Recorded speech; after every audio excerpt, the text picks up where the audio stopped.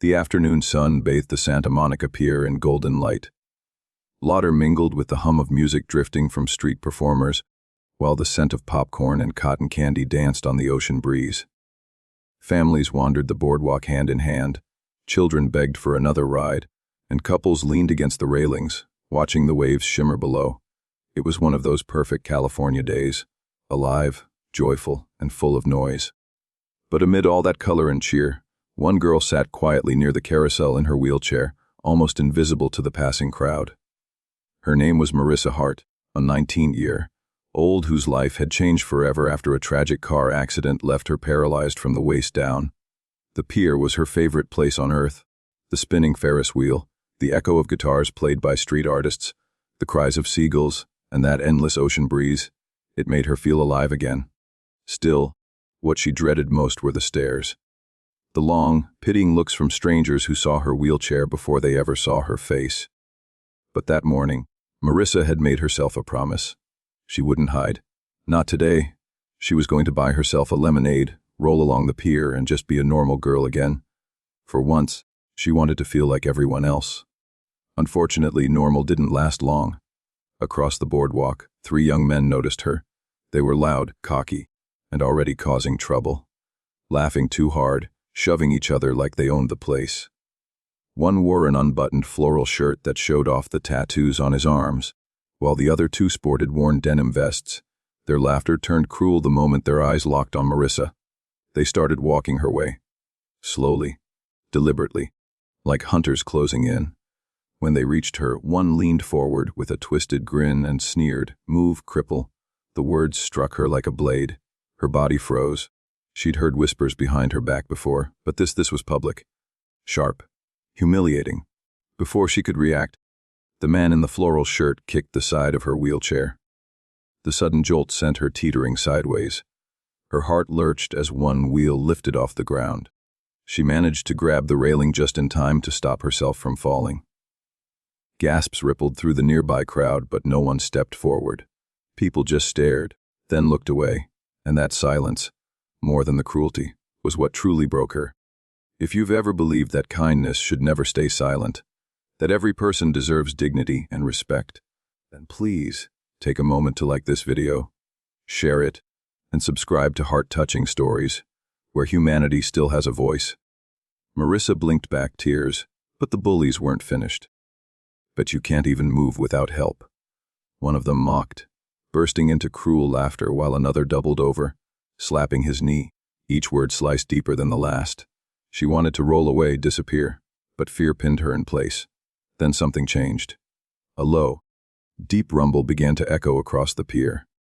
At first, no one understood where it came from, but as it grew louder, the wooden boards beneath her chair began to tremble. The bullies stopped laughing.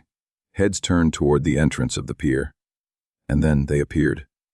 Dozens of motorcycles, chrome glinting under the blazing California sun, roared down the path.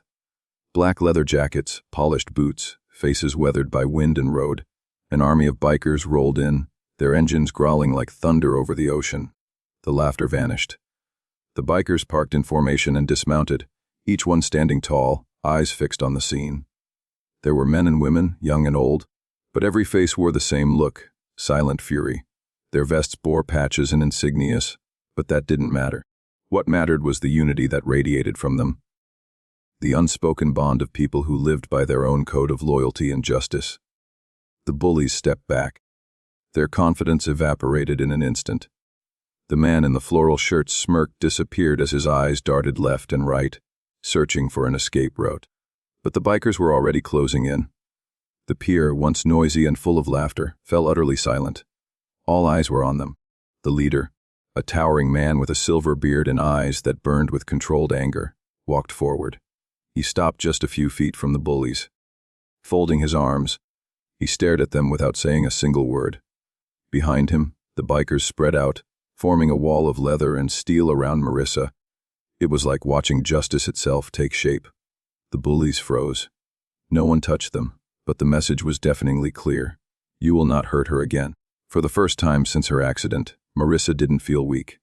She didn't feel pitied. She felt protected. Sin, important. The crowd, which had stayed silent moments ago, began to whisper. Then cheer softly as realization spread. Phones came out. People started recording. The balance of power had shifted completely. The bullies, now trembling, muttered under their breath and backed away until they finally vanished into the crowd. Then, the silver-bearded biker turned to Marissa. His face softened. He crouched to her level and spoke gently. "You're safe now?" His voice was deep, gravelly, but filled with warmth. Marissa's eyes filled with tears. She could barely speak, but she nodded.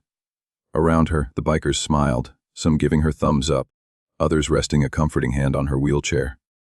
They didn't see a girl in a chair. They saw a human being worth standing up for. That moment, beneath the bright sky, with the Ferris wheel turning slowly behind them, became something eternal, a scene of courage, of compassion, of humanity at its best. Applause broke out across the pier. Parents smiled, children clapped, and even strangers stepped forward to comfort her. Marissa felt warmth spread through her chest, the warmth of knowing that kindness still existed. Days later, the story spread everywhere. Clips of that moment flooded the internet. Bikers surrounding a frightened girl, transforming fear into hope. The video went viral, touching millions around the world. People shared their own experiences. Times they were helped, or times they wished they had helped someone else. Marissa's story became a mirror showing what the world could be if we all stood up for what's right. And before we end this story, I have a small request for you. Type, "Kindness protects," in the comments if you believe the world needs more people who defend the innocent and silence cruelty with courage. Because sometimes, it only takes one act of bravery to restore faith in all of us.